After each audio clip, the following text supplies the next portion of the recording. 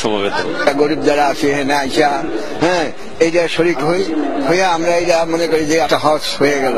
দুই পর্বে দেশের ৬৪টি জেলাকে দুই ভাগ করে ইজতেমায় অংশ নিয়েছেন মুসল্লিরা।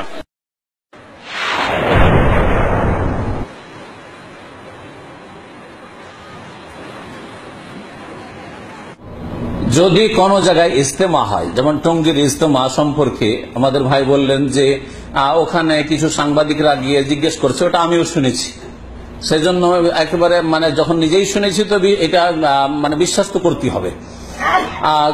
জিজ্ঞেস করছে যে আপনারা এখানে কেন আসেন, এই খেদমত করেন, এখানে হাজির হন। বলছে আমরা গরিব মানুষ, যেহেতু মক্কা যেতে পারি না হজ করার জন্য, তো এখানে আসলে মনে করি যে এখানে হজের সওয়াব হবে। এইরকম আকীদা যদি রাখে তো এটা বিদাতি আকীদা তো নিঃসন্দেহে, বরং এটা শিরক পর্যন্ত পৌঁছিতে পারে। আল্লাহর হজের সাথে তাদের বিদাতি কাজকর্মগুলিকে শরীক করলো, হ্যাঁ, ওই রকম করলো, তো এতে বিধানগত শিরক রয়েছে। হ্যাঁ, বিধানগত আল্লাহর বিধানের সমতুল্য মনে করছে তারা মানুষের তৈরি করা কিছু বিদাতকে। সুতরাং শিরকেরও আশঙ্কা রয়েছে এদের, অর্থাৎ শিরকি জীবন এদের। কিন্তু এইসব যদি আকীদা না রাখে, ধরেন এইসব আকীদা রাখে না, কিন্তু মনে করে যে ওখানে কি জন্য হাজির হচ্ছি, কিছু দিনের কথা সেই, তাহলে বলবো যে এখানে যে আপনারা এসেছেন, এখানে আসলে সওয়াব হবে কি হবে না, কেউ যদি প্রশ্ন করে, এর উত্তর কি হবে? সওয়াব হবে। এখানে এসে যদি শিরকি আলোচনা, বিদাতি আলোচনা হয়, সওয়াব হবে না গুনাহ হবে? এখানে এসে যদি ফিল্ম দেখানো হয়, সওয়াব হবে না গুনাহ হবে? এবার বুঝতে পারলে, তাহলে বোঝা গেল যে এক কথাই বলবেন না যেখানে আসলে সওয়াব হবে। কখন সওয়াব হবে? এখানে এসে যদি আল্লাহ এবং রসুলের কথা বলা হয়, কোরআন এবং হাদিসের কথা বলা হয়, ওহীর কথা বলা হয়, তাহলে সওয়াব হবে।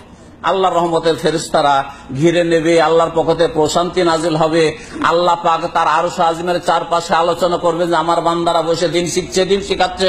জি, যদি ওহীর কথা শেখানো হয়। কিন্তু মন গড়া কিচ্ছা কাহিনী, আর কবর থেকে হাত বেরিয়ে চলে এলো, আর কে চুমা দিতে লাগলো, এক হুজুর গেল গিয়ে ওখানে করে সালাম পড়লো, তখন ওয়ালাইকুম সালাম ইয়া ওয়ালাদি, হে সন্তান তোমাকে সালাম বলছি। মা আয়েশার জন্য কখনো সালামের জবাব আসলো না, আবু বকরের জন্য সালামের জবাব আসলো না, উমরের জন্য সালামের জবাব আসলো না নবীর কবর থেকে। আর হাতও কোনোদিন মা আয়েশার স্ত্রীর জন্য বেরিয়ে আসলো না যে হাতখানটা একটু চুমা দিবে মা আয়েশা, কোন বিবির জন্য বেরিয়ে আসলো না। আর এই বিদাতি মোল্লাদের জন্য, সুফিদের জন্য, ভণ্ডদের জন্য নাকি নবীর হাত বেরিয়ে চলে আসে, মদিনা গেলে নাকি হাত বেরিয়ে চলে আসে। বুঝা গেছে? এই সব কথা ফাজাইল আমল তবলিগি নেশাবে আছে, আর এই কিতাবকে কেন্দ্র করে এই ইজতেমা হচ্ছে। সুতরাং ইজতেমাটি কোন নেকির ইজতেমা নয়, বিদাতি ইজতেমা। আর বিদাতের সম্মিলনে যদি হাজির হন, কি হবে, নেকি হবে না গুনাহ হবে, এখন আপনারা ডিসাইড করেন। কি বলবেন, নেকি হবে গুনাহ হবে? কারণ ওহীর মজলিসে হাজির হননি, কিচ্ছা কাহিনীর মজলিসে, আর কবর মাজার পূজার দিকে ডাকার দিকে ইনডাইরেক্ট ডাকা হচ্ছে। কিছু হচ্ছে ডাইরেক্ট ডাকা, বেরোলবিরা ডাইরেক্ট কবর মাজারে এসো সিজদা করো। আর এরা করে কি ইনডাইরেক্ট ডাকে।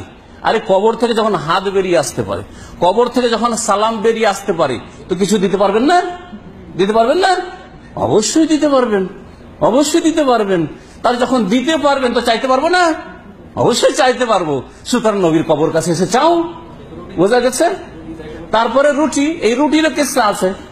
এক লোক আসলো, আর আসার পরে মসজিদে নবীতে এসে বলছে, ইয়া রাসূলুল্লাহ খুব ক্ষুধাও লেগেছে, আর কার বাড়ি ভিক্ষা করতে যাব, আর এই ক্ষুধার অবস্থায় আপনার মেহমান হয়েছি, কি খাওয়াবেন না খাওয়াবেন আপনি বুঝেন। এই শুইলাম, শুয়ে গেছে, একটু পরে রুটি চলে এসছে, নবী একবার রুটি হাতে নিয়ে চলে এসছে, এই বিশাল রুটি একবারে, বুঝছেন।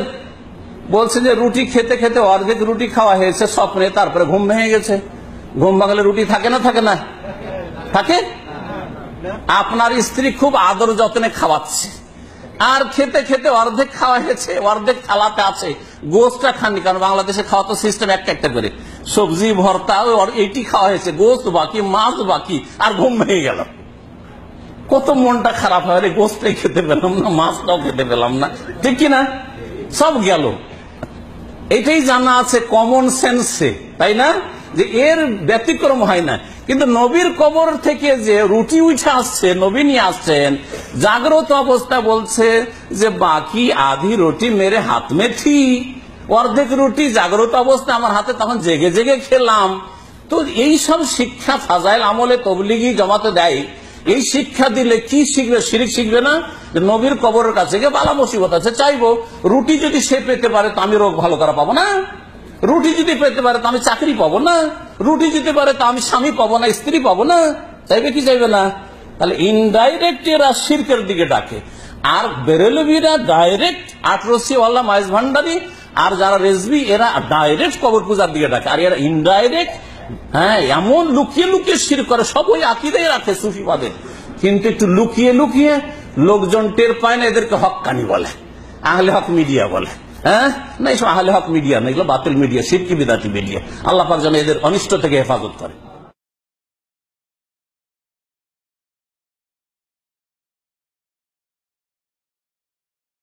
অনেকেই বলতে চাচ্ছেন যে আমরা গরিব দুঃখী মানুষ, হজে যেতে পারি না। গরিব যারা আছে এখানে আইসা, হ্যাঁ, এইটা শরিক হইয়া আমরা এইটা মনে করি যে একটা হজ হয়ে গেল। দুই পর্বে দেশের 64টি জেলাকে দুই ভাগ করে ইজতেমায় অংশ নিয়েছেন মুসল্লিরা। ওখানে টুঙ্গির ময়দানে গেলে আমরা গরিব মানুষের একটি হজ, মুসলিম বিশ্বের মুসলমানদের যে বুনিয়াদী ফরজ হজকে ক্ষতিগ্রস্ত করার জন্য এই সমস্ত বাজে কথাও বলা হয়ে থাকে।